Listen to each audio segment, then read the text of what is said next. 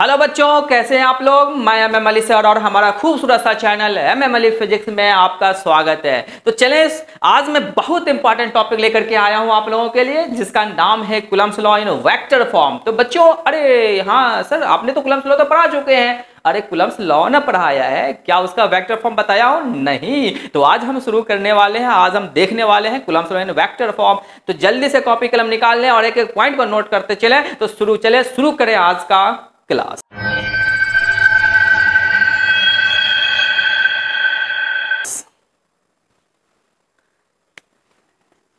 जल्दी से हेडिंग लिखें, Coulomb's law in vector form. बहुत अच्छा टॉपिक है, बहुत ही बढ़िया है, बहुत कुछ सीखने को मिलेगा। आज फिर हमें याद आने वाला है क्लास 11th मुझे याद आने वाला है। तो जल्दी से क्लास 11th को थोड़ा सा दिमाग में रिवाइज कीजिए अगर बैठे हैं तो, है ना।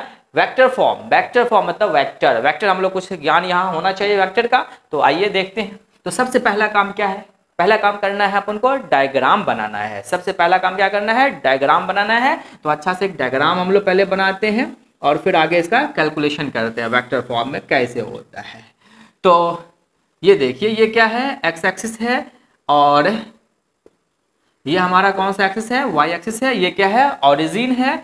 और ये क्या है सर जी? ये क्या है? अरे रे रे, बहुत कुछ ऐसा ऐसा पॉइंट है जो हमें नया देखने को मिलने वाला है। तो एक एक पॉइंट को बिल्कुल अच्छे से देखते चलिए, लिखते चलिए और समझते भी चलें। तो सबसे पहला पॉइंट, मैंने यहाँ एक पॉइंट बनाया, इस पॉइंट का नाम रखा ए और ये पॉइंट है बी। देखो भाई, मैं जो डायग्राम ड्रॉ करता हूँ ना, कहाँ से शुरू किया और कहाँ पे खत्म किया, इस बात को जरूर ध्यान दीजिएगा। नहीं तो अच्छे को डायग्राम ड्रॉ करने में पसीने निकल जाते हैं। हाँ, तो आपके साथ ऐसा नहीं होना चाहिए। तो चलिए, तो ये क्या है? This is origin. ये एक्स एक्सिस है, वाई एक्सिस है और ये ओरिजिन है। ये कोई पॉइंट पी है जिसका नाम, कोई पॉइंट है ए जिस प्लेन एक्स वाई के अंदर, और ये कोई पॉइंट है बी जो प्लेन एक्स वाई के अंदर ही है। इस पॉइंट को क्या कहा जाएगा? कहां से मिलाया गया है? ओ से। तो इस पॉइंट का जो ओरिजिन से ए तक जो डिस्टेंस होगा उसको हम लोग कहेंगे position vector. This is position vector R1 और ये हमारा पोजीशन वेक्टर R2। तो ऐसे इसको वेक्टर फॉर्म में लिखिए R2। ध्यान दीजिए, या R2 पोजीशन वेक्टर या R1 पोजीशन वेक्टर। अरे आप सोच रहे होंगे सर पोजीशन वेक्टर क्या होता है?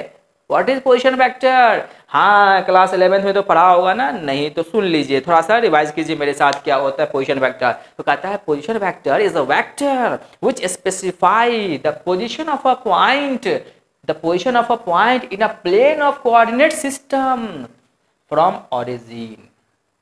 ये समझ में आया ना? Position vector is a vector, position vector vector होता है which specify, जो बतलाता है क्या? पोजीशन को, which specify the position of a point, एक पॉइंट को बतलाता है इन अ प्लेन ऑफ कोऑर्डिनेट सिस्टम, एक प्लेन के अंदर। किस प्लेन के अंदर? कोऑर्डिनेट सिस्टम के प्लेन के अंदर। फ्रॉम कहां से? ओरिजिन से। ओरिजिन से जो पॉइंट के जो डिस्टेंस होता है ना, उसी को हम लोग कहते हैं पोजीशन वेक्टर। तो ये पोजीशन वेक्टर R1 है, ये पोजीशन वेक्टर R2 है। तो और मैंने कहा ये यहाँ पे चार्ज है, इसका नाम है Q1 और यहाँ जो चार्ज है इसका नाम है Q2। तो Q1 और Q2 दो अलग अलग चार्जेस हैं और इस प्लेन के अंदर रखे हुए हैं। Q1 है ए के ऊपर और Q2 है B पॉइंट के ऊपर। तो इस Q1 के ऊपर ये Q2 नाम का जो चार्ज है अपना फोर्स लगाएगा। वह फोर्स कितना लगेगा? तो इस फोर्स का नाम क्या होगा? F12। F12 मतलब सर, हाँ समझने की जरूरत है, एक पॉइंट बहुत समझने की जरूरत है। हाँ, तो F12 का मतलब हो गया फोर्स ऑन चार्ज Q1, मतलब पहला चार्ज पर दूसरा चार्ज के द्वारा लगाया गया फोर्स। क्या ऐसा पॉसिबल है? बिल्कुल पॉसिबल है। अगर मैं कहूं कि ये भी पॉजिटिव चार्ज है, ये भी पॉजिटिव चार्ज है, तो दोनों में क्या होगा? रिपल्शन का फोर्स होगा। बिल्कुल रिपल्शन होगा। या दोनों नेगेटिव है तो रिपल्शन होगा, है ना। तो एक फोर्स ये लगाया इस पे फोर्स तो इधर भागेगा, ये इस पे फोर्स लगाएगा तो ये किधर भागेगा? इधर भागेगा। इसको हम क्या कहेंगे? F21 कहेंगे ना, F21 मतलब दूसरा चार्ज पर पहला चार्ज के द्वारा लगाया गया फोर्स। ओके। और अगर मैं कहूं कि अगर हमारा वेक्टर लीड कर रहा है इधर से इधर, इधर से इधर, है ना, तो ये डिस्प्लेसमेंट कितना होगा? Final position vector minus initial position vector. ध्यान दीजिए, तो R1 माइनस R2 ये यहाँ से लेकर के यहाँ तक का डिस्प्लेसमेंट मुझे मिला, ए से लेकर बी तक का। भाई साहब इसका पोजीशन वेक्टर कितना है, इस पॉइंट का r1 है, इस पॉइंट का पोजीशन वेक्टर कितना है, r2 है। तो अब यहाँ b से a अगर vector leading from b to a, अगर वेक्टर b से a की ओर लीड कर रहा है तो यहाँ पे डिस्प्लेसमेंट वेक्टर, अब ये भी एक क्वेश्चन आ रहा है सर डिस्प्लेसमेंट वेक्टर क्या होता है। तो थोड़ा 11th के कॉन्सेप्ट को कॉपी पलटिए, नोटबुक पलटिए, बुक देखिए, उसमें आपको मिल जाएगा कॉन्सेप्ट। तो डिस्प्लेसमेंट वेक्टर क्या होता है ना। तो displacement vector position vector, initial position vector, initial position vector और फाइनल पोजीशन वेक्टर के बीच की जो डिस्टेंस होता है ना, उसी को हम लोग डिस्प्लेसमेंट वेक्टर कहते हैं। ठीक, तो ये हो गया हमारा एक डिस्प्लेसमेंट वेक्टर, जिसको क्या कहेंगे, डिस्प्लेसमेंट वेक्टर बराबर होता है final position vector minus initial position vector. Final position vector कितना है r1, इनिशियल पोजीशन वेक्टर कितना है r2, दोनों को हम सब्ट्रैक्ट कर देंगे, घटा देंगे, तो फिर मुझे मिल जाएगा डिस्प्लेसमेंट वेक्टर। तो इस प्रकार डायग्राम आपको कंप्लीट हो गया, ये समझ में आ गया। फिर से समझिए, डायग्राम जब तक समझ में नहीं आएगा डेरिवेशन कभी समझ में नहीं आएगा। तो ये O क्या है, ओरिजिन, X क्या है, X एक्सिस, Y एक्सिस। ये A पॉइंट पर कौन सा चार्ज है, Q1 नाम का चार्ज है। B पॉइंट पे कौन सा चार्ज है, Q2 नाम का चार्ज है। A पर जो Q1 चार्ज है उसका पोजीशन वेक्टर कितना है, R1। B पॉइंट पर जो Q2 नाम का चार्ज है उसका पोजीशन वेक्टर कितना है, R2। और ये दोनों के बीच का ये क्या है, डिस्प्लेसमेंट। हाँ सर R2 माइनस R1 तो आप लिख सकते थे ना, बिल्कुल लिख सकते थे। ध्यान दीजिए, अब इस बात को भी थोड़ा समझिए, R2 माइनस R1 भी हो सकता था, लेकिन क्यों नहीं हुआ। अभी मैंने क्या लगाया कि vector leading from B to A, vector किधर लीड कर रहा है, मेरा चार्ज किधर जाएगा, मूव कर रहा है ऐसे, इधर इधर ज्यादा वेक्टर मेरा मिल रहा है, तो B से A की ओर लीडिंग कर रहा है, तो इसीलिए फाइनल पोजीशन माइनस इनिशियल। अगर हम ये रो ऐसे लगा देता तो किधर से किधर होता, फाइनल इधर होता, इनिशियल इधर होता है, इसका मतलब vector leading from A to B हो जाता। तो आप ऐसे भी कर सकते हैं, फिलहाल मैं F1 की ओर लीड करवा रहा हूं। तो चलिए आगे देखते हैं इसका डेरिवेशन कैसे क्या होता है। तो गौर कीजिए, तो OA क्या है अपना, OA क्या है, OA बराबर क्या है, R1। OA बराबर क्या क्या है, R1। इसको हम क्या कहेंगे, पोजीशन। लेट मान लीजिए, सब माना हुआ चीज है, पोजीशन वेक्टर है ना। ये O से A हमारा एक पोजीशन वेक्टर है। फिर गौर कीजिएगा, O से B को हम क्या कहेंगे, R2 कहेंगे। ये भी हमारा पोजीशन वेक्टर ऑफ किस चार्ज का, charge Q2 of charge Q1। ध्यान दीजिए, ये Q1 चार्ज का पोजीशन वेक्टर, ये Q2 चार्ज का पोजीशन वेक्टर। ये तो बस डायग्राम में जो दिख रहा है उसको मैं लिख रहा हूँ। ओके, अब गौर कीजिएगा थोड़ा सा कि अगर मैं यहाँ पर कहूँ कि इफ वेक्टर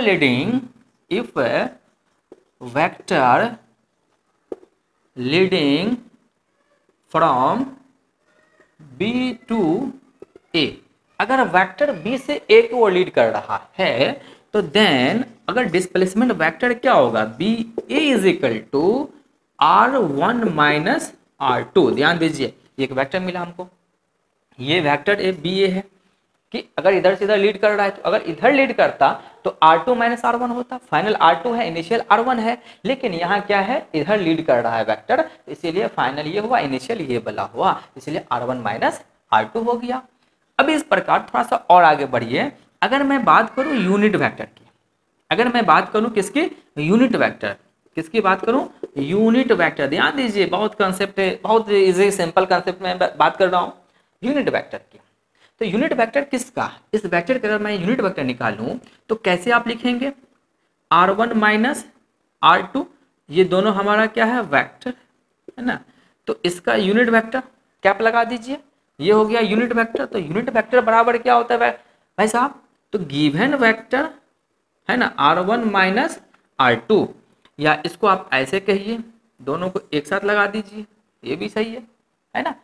ये गिवन वेक्टर हमारा है और नीचे whole divided by magnitude of R1 vector minus R2 vector, ये क्या है, मैग्नीट्यूड। अब आप सोच रहे हो सर यूनिट वेक्टर क्या होता है, गौर कीजिएगा, unit vector is a vector which specify the direction of a vector, या direction of force, direction of field है ना। जो वेक्टर क्वांटिटी है उसको, उसके डायरेक्शन को बताता है। जैसा कि ये यूनिट वेक्टर हमें बताएगा कि अपना फोर्स इधर जा रहा है, ओके, ये बताएगा। तो ये एक यूनिट वेक्टर हुआ। यूनिट वेक्टर कैसे लिखा जाता है, जैसे कि आपने क्लास 11th में भी पढ़ा होगा कि अगर हमारे पास कोई वेक्टर गिवन वेक्टर है A और उसका मैग्नीट्यूड है वेक्टर का ए मॉड। तो फिर ए क्या अगर निकालना है unit vector, this is unit vector, ठीक है, दिस इज यूनिट वेक्टर। तो इसका ए कैप निकालना है तो कैसे लिखेंगे, गिवन वेक्टर बटे मैग्नीट्यूड ऑफ वेक्टर, ठीक है। ये रहा फॉर्मूला एक खूबसूरत सा यूनिट वेक्टर का। तो उसी तरह यहाँ हमने बना दिया। तो हमें क्या मिला, एक वेक्टर मिला, एक यूनिट वेक्टर मिला, है ना। उसके बाद अगर मैं कहूं कि हमारा फोर्स किधर है, अकॉर्डिंग टू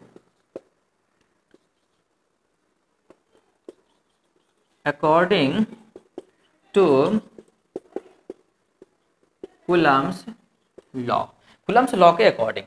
तो कूलम्स लॉ क्या कहता है, F इजिकल टू, आपने बचपन में पढ़ा था, अरे बचपन बोले तो लेक्चर नंबर 3 पार्ट नंबर 3 पीछे, अब जो पढ़ चुके हैं वो बचपना हो गया भाई साहब, वो बिल्कुल अपने मेरे लिए इजी हो गया, अब उसमें कोई दिक्कत नहीं होनी चाहिए, उसको बच्चा वाला कहानी कहेंगे उसको, है ना। हाँ, तो F इजिकल टू के into Q1 into Q2 upon R square, क्या यही था कूलम्स लॉ ना, बिल्कुल यही था। तो अकॉर्डिंग टू कूलम्स लॉ के अकॉर्डिंग अगर मैं बात करूं तो F12 जो हमारा फोर्स है ना, वेक्टर किधर लीड कर रहा है, इधर B2 A, वेक्टर किधर लीड कर रहा है, leading from A to B। अगर वेक्टर B से A अगर लीड कर रहा है तो अकॉर्डिंग टू कूलम्स लॉ, है ना, तो F12 लेंगे या F21 लेंगे, F12 लेंगे फोर्स इधर, ठीक है, is equal to K into Q1 into Q2। तो चार्ज बिल्कुल वही है, एक Q1 है, दूसरा कौन सा चार्ज है Q2, और नीचे क्या है डिस्टेंस, तो डिस्टेंस मतलब ये डिस्प्लेसमेंट वेक्टर, डिस्प्लेसमेंट वेक्टर कितना है R1 माइनस R2, इन दोनों वेक्टर का होल स्क्वायर, है ना। और इनटू में क्या लिखेंगे, क्योंकि हम वेक्टर की बात कर रहे हैं तो डायरेक्शन तो बताना पड़ेगा ना। हाँ, या आप ऐसे कहें अलोंग, यहाँ लगा दीजिए पहले एक line, along B to A, हम B से A की ओर बात कर रहे हैं। तो अब इसको थोड़ा सा इंप्रूव करके लिखिएगा तो क्या लिखिएगा, K into Q1 into Q2 divided by R1 vector minus R2 vector का होल स्क्वायर, और अलोंग, अब डायरेक्शन आ चुका है आपके पास B टू A, तो डायरेक्शन आया तो कौन सा वेक्टर आएगा, यूनिट वेक्टर आएगा। यूनिट वेक्टर कौन सा है, ये हमारा यूनिट वेक्टर है R1 माइनस, ये हमारा यूनिट वेक्टर है। अब इस यूनिट वेक्टर का फॉर्मूला हमारे पास क्या है, दिस इज, अब इसके जगह पे मैं इसको यूज कर सकता हूं। तो आइए थोड़ा सा मैं इधर से साफ कर दूं, है ना, इसको थोड़ा हटा दो यहाँ से। ओके बच्चों ध्यान दीजिए, तो F12 इज इक्वल टू क्या मिलने वाला है, गौर कीजिएगा, K into Q1 into Q2 divided by R1 vector R2 vector का होल स्क्वायर, और इसके जगह पे क्या आने वाला है, दिस इज ओके। तो ये क्या हमारे पास R1 vector minus R2 vector, अलग अलग करके लिख देता हूँ कोई दिक्कत नहीं, divided by magnitude of R1 vector minus R2 vector mod में, ठीक है। अब गौर कीजिएगा भाई साहब थोड़ा सा, क्या ये भी तो एक मैग्नीट्यूड के फॉर्म में है ना, दिस इज आल्सो मॉड।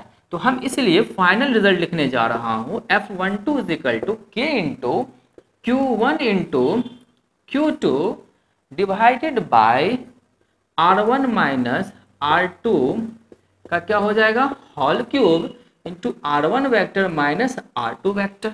ये रहा वेक्टर फॉर्म, समझ में आया। अगर हम इसी को लीड करवा दूं इधर की ओर, वेक्टर अगर इधर A से B अगर आ रहा है, फोर्स अगर B से A से B आ रहा है, तो फिर क्या होगा, तो फिर यहाँ चेंज हो जाएगा, R2 माइनस R1 हो जाएगा, R2 माइनस R1 हो जाएगा, सब कुछ सेम। और थोड़ा सा अगर मैं इसको और लिखूं इंप्रूव करके, आप वो जानते हो पहले से, लेकिन फिर भी जान लीजिए K का वैल्यू क्या होता है, 1/4 पाई एप्सिलॉन नॉट होता है ना, मैं इसको भी यूज कर सकता हूं। तो Q1 इंटू Q2 और whole divided by R1 minus R2 vector का होल क्यूब और into R1 vector minus R2 vector. तो हम कहें तो एक ये भी कह सकते हैं, तो ये हुआ, चाहे आप ये कहें या ये कहें, दोनों में से कोई भी लिखें। तो जल्दी सा नोट करें। हाँ, तो आइए, तो हम लोगों ने अभी देखा है vector form, Coulomb's law in vector form देख लिया, ठीक। अब तो न्यूमेरिकल की बात करते हैं, न्यूमेरिकल की दुनिया में हम लोग चलते हैं। लेकिन उससे पहले मैं थोड़ा सा छोटा सा कॉन्सेप्ट आपको और बता दूं और दे दूं, फिर हम न्यूमेरिकल पे भी बात करेंगे। एकदम एक एक न्यूमेरिकल काफ़ी अच्छे सवाल आएंगे जो कि हर किताब, चाहे वो आप एनसीईआरटी लें, एससी वर्मा लें, एम करीम लें, कोई भी किताब जो आपके पास है उसे आप पलटेंगे, देखेंगे। मैं जो न्यूमेरिकल का कॉन्सेप्ट दूंगा उस कॉन्सेप्ट के अकॉर्डिंग आपको किसी भी सवाल का किसी भी बुक का सवाल आपको इजीली बन जाएगा। ठीक है, तो आइए एक छोटा सा कॉन्सेप्ट पहले सीख लें हम लोग। वो है सुपर पोजिशन प्रिंसिपल। अब देखिए ये क्या होता है सुपर पोजिशन प्रिंसिपल। आप इससे पहले कई दफा सुना होगा नाम, लेकिन फिर भी आज मैं बता दूं सुपर पोजिशन प्रिंसिपल होता क्या फोर्स के केस में। जैसा कि अगर मैं कहूं कि हमारे पास एक सिस्टम ऑफ चार्जेस है, सिस्टम की बात कर रहा हूं भाई साहब, सिस्टम ऑफ चार्ज है ना। सिस्टम मतलब अनेकों charge, infinite charge, N charges हमारे पास है। जैसा कि कहूं कि एक चार्ज ये है Q1 है, ये Q2 है, ये Q3 है, ये Q4 है ना, बहुत सारे हैं, Q5 है, ढेर सारे हैं। तो और एक यहाँ भी है एक चार्ज और Q नाम का। अब ये सब के सब चार्ज इस चार्ज के ऊपर अपना फोर्स लगा रहा है, सब के सब अपना इसके ऊपर फोर्स लगा रहा है। ठीक है, ध्यान दीजिएगा, बहुत एक कॉन्सेप्चुअल बात कर रहा हूँ मैं। Q नाम का कोई चार्ज है, सभी चार्ज अपना इस पे फोर्स लगा रहा है। तो गौर कीजिएगा क्या होने वाला है। तो क्या ये वेक्टर फॉर्म जो अभी हम लोगों ने कूलम्ब्स लॉ का पढ़ा है वो कॉन्सेप्ट यहाँ आने वाला है? हाँ बिल्कुल आने वाला है। कि अगर मैं कहूँ ये Q1 R1 दूरी पर है, ये R2 है, ये R3 है, ये R4 है, ये R5 है, तो आप क्या देख रहे हैं? और भी इतना ही नहीं है, n चार्जेस हैं इसके अंदर। इस सिस्टम के अंदर कितने चार्जेस हैं? n चार्जेस हैं, और सभी चार्ज एक सिंगल चार्ज क्यूब के ऊपर अपना फोर्स लगा रहा है। तो अगर मैं कहूँ कि ये कितना फोर्स Q0 अगर मैं इसका नाम दे दूं, है ना, टेस्ट चार्जेस को हम लोग कहते हैं, तो ये क्या होगा? F01 है ना। ये क्या होगा? ये कौन सा फोर्स होगा? F02। ये कौन सा फोर्स होगा? F03। ये कौन सा फोर्स होगा? F05। मतलब सभी, और ये कौन सा फोर्स होगा? F04। ठीक है, तो F01, F02, F03, F04, F05। तो मतलब ये इनफाइनाइट, मतलब n चार्जेस के द्वारा n फोर्सेस यहाँ पे एक सिंगल चार्ज है Q0 उसके ऊपर लग रहा है। Q0 के जगह पे कुछ भी हो सकता है, 2 कूलम, 4 कूलम, 5 कूलम, कुछ भी हो सकता है, इस सिस्टम के अंदर है। तो इन सभी का जो वेक्टर, मैं डेफिनेशन समझा रहा हूँ, समझने की कोशिश कीजिए आप लोग, है ना। एकदम बिल्कुल रटना नहीं है भाई साहब फिजिक्स को, एकदम यूं हवा में उड़ा देना है। हाँ, टेंशन नहीं लेना है, बाबा जब तक है, बाबा अली तब तक टेंशन नहीं लेना है फिजिक्स में। तो कहने का मतलब ये हुआ कि इस एक सिंगल चार्ज Q0 के ऊपर ये सभी इंडिविजुअल चार्ज जो अपना फोर्स लगा रहा है, उन सभी फोर्स का जो वेक्टर सम होगा, है ना, वही तो सुपरपोजिशन प्रिंसिपल कहता है। अब इसका डेफिनेशन क्या होगा? तो आइए डेफिनेशन लिखते हैं। जो बात अभी मैंने कहा इंग्लिश में लिखा देता हूं, हो सकता है बोर्ड में आपको आ जाए, पूछ दे, है ना। हाँ, या कोई भी पूछ सकता है, क्योंकि आगे आने वाले जितने भी टॉपिक आएंगे सब के सब बहुत सारे ऐसे टॉपिक हैं जहाँ पे हम डायरेक्ट लिखेंगे अकॉर्डिंग टू सुपरपोजिशन प्रिंसिपल। आपको वहाँ कॉन्सेप्ट समझना पड़ेगा, याद रखना होगा। तो लिखिए the vector sum of total forces, या आप इसको नेट फोर्सेस कह दें, टोटल फोर्सेस या net forces on any one charge by the many remaining charges, by the remaining charges in a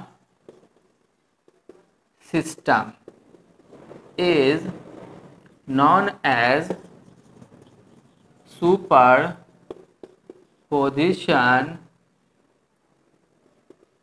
principal. Okay, गौर कीजिएगा, अब बहुत ही आसान भाषा में लिखा मैंने, ध्यान दीजिए। मतलब the vector sum of total force या net force on any one charge, किसी एक चार्ज के ऊपर जो टोटल फोर्स होगा, नेट फोर्स होगा, इसके ऊपर जो अपना जो एफ नेट जो मिलेगा, है ना, बाई किसके द्वारा? रिमेनिंग चार्ज, जो बाकी जो बचे हुए जो चार्जेस हैं उसके द्वारा। इन अ सिस्टम, एक सिस्टम के अंदर बहुत सारे चार्जेस हैं, तो एक चार्ज के ऊपर सभी रिमेनिंग चार्ज के द्वारा इस चार्ज के ऊपर जो टोटल फोर्स होगा उसे ही हम क्या कहेंगे, is known a superposition principle. That is हम ये कह सकते हैं F net is equal to F, अगर हमने इसको क्यू नॉट माना है तो F01 है ना, plus F02 plus F03 plus F04, कितना लिखिएगा, dot dot dot dot plus कहाँ तक हम ले जाएं, F0n तक। ये है आपका सुपरपोजिशन प्रिंसिपल, ठीक है, ये क्या है, सुपरपोजिशन प्रिंसिपल। तो समझ में आ गया होगा। आज हम लोगों ने दो टॉपिक के बारे में डिस्कस किया है। पहला टॉपिक था Coulomb's law in vector form और दूसरा टॉपिक था सुपरपोजिशन प्रिंसिपल, है ना। तो इन दोनों टॉपिक को आप खूब बढ़िया से एकदम समझ लीजिए, क्योंकि मैं अगला टॉपिक जो अगला लेक्चर जो आपको देने वाला हूँ, अगला लेक्चर जो आने वाला है उसमें मैं बात करने वाला हूँ पूरे के पूरे न्यूमेरिकल के बारे में।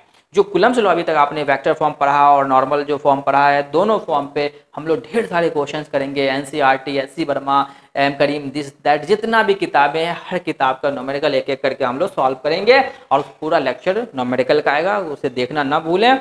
तो अगर हाँ हमारे चैनल पे अगर नए हैं तो लाइक सब्सक्राइब करना ना भूलें और साथ ही साथ लाइक शेयर कमेंट जरूर करिएगा, है ना। और बेल आइकन को दबाना भी ना भूलिएगा, क्योंकि मैं जितना भी वीडियो अपलोड करूं उसका नोटिफिकेशन सबसे पहले आपको मिले, है ना। और कमेंट बॉक्स में जाकर के हमारा वीडियो कैसा लग रहा है ज़रूर मुझे बताइएगा।